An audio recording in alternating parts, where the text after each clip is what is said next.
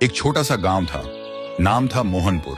उस गांव में एक 200 साल पुराना कुआं था। लोग कहते थे हर रात उस कुएं से एक रोती हुई लड़की की आवाज सुनाई देती है।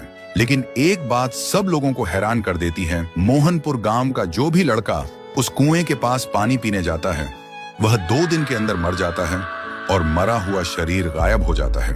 और एक दिन इसी गांव में एक शहर से अर्जुन नाम का लड़का आता है। अर्जुन वह छुट्टियों में अपने दादाजी से मिलने आए थे। एक दिन अर्जुन गांव के लोगों से सुना है कि वह कुआं बहुत डरावना है और कोई उसके पास नहीं जाता।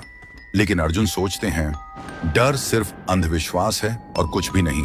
एक दिन धूप में जाते हुए अर्जुन को प्यास लगी और बिना किसी से पूछे वो सीधा उस कुएं से पानी पीने चला गया। तब अचानक से एक लड़की का चेहरा सामने आया। अर्जुन डरा हुआ था और तुरंत वहां से भागकर घर पर चला गया। उस रात उसे नींद नहीं आती। हर समय उसे लगता है कोई उसे देख रहा है और कोई बुला रहा है। अब उसे भी डर लगने लगा था। फिर सुबह अर्जुन ने एक बुजुर्ग से पूछा, चाचा ये कुआं इतना डरावना क्यों है?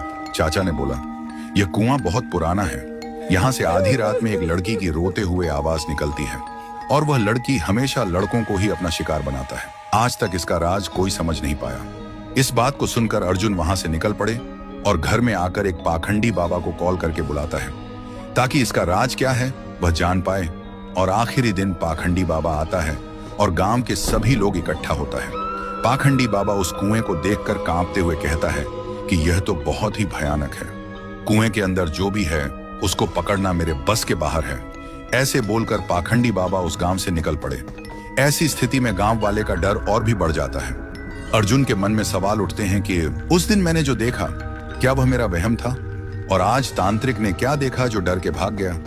आखिरी दिन अर्जुन आधी रात में कुएं के पास एक पेड़ के पीछे छुप जाता है। अर्जुन देखा है कि कुएं के अंदर से एक अजीब सा रोने वाला लड़की का आवाज सुनाई देता है और तभी कुएं के अंदर से एक लड़की बाहर निकलती है। थोड़ी देर बाद एक लड़का गाड़ी लेकर गांव से गुजरता है।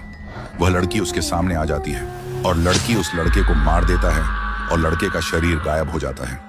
अर्जुन यह सब देखकर हैरान रह जाता है। उसके दिमाग में एक ही सवाल घूमता है कि यह लड़की कौन है जो लड़के को ही अपना शिकार बनाते हैं, लड़कियों को क्यों नहीं? तो दोस्तों, अगर आपको जानना है कि उसे कुएं में वह लड़की कौन था और वह सिर्फ लड़कों को ही क्यों अपना शिकार बनाती है, तो कमेंट करो, पार्ट 2 चाहिए।